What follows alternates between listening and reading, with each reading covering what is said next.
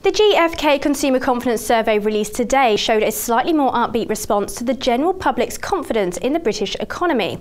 Joining me now to discuss the results is Nick Moon, Managing Director of GfK NOP Social Research.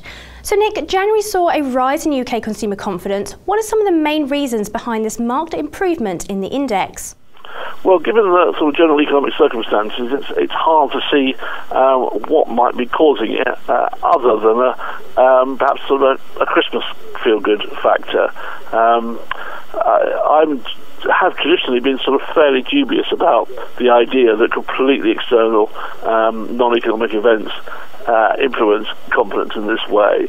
But the only time there's been a comparable rise in the last year was the month of the royal wedding. And reluctantly, I have to accept that maybe there is something behind this idea that things that make people feel good generally filter through into their views on the economy. It's interesting to see that even in regards to the economic situation over the next 12 months, people surveyed were a lot more optimistic than in December 2011, despite a fall in GDP growth and the increasing chance of Britain sliding back into recession. This is a confusing finding, given the generally bad news there is.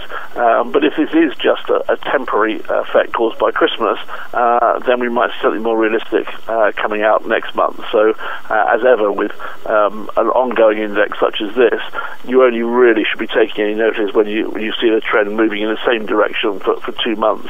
The index does tend to bounce around 1 or 2 points from time to time. Although this is a big rise, all it's really doing is just reducing the loss that's happened over the previous months. If we take a look at the changes that have taken place over a longer period of time, consumer confidence is still very suppressed. So as you said, should we perhaps remain slightly cautious until we begin to see an improvement in a number of readings? Yes, I mean, an improvement on this scale does certainly suggest something is really happening. Well, one can ignore ups and downs of 1 or 2%, but a large rise like this means there's something real going on. But of course, it could just be because of Christmas. And as you say, we are still in a very, very low level and lower than we were a year ago. So there's tiny signs of optimism, but they vanish immediately if it went back down 3% next month. Of course, this consumer confidence index is subject to point changes every month, as we've been discussing. But in terms of the coming month, in your general opinion, do you foresee a gradual improvement in consumer confidence or continued pressure on consumer spending?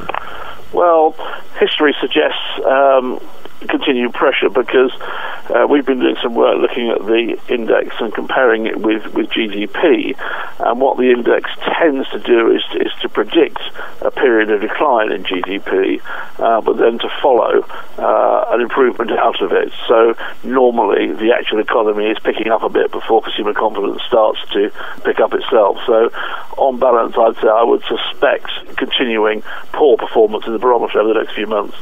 Thank you very much, Nick, for discussing the results with me.